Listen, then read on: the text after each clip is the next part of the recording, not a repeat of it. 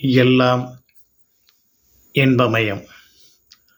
அரிது அரிது மானிடராய் பிறத்தல் அரிது. இந்த வார்த்தை இந்த மனித சமுதாயத்திற்காக சொல்லப்பட்டது.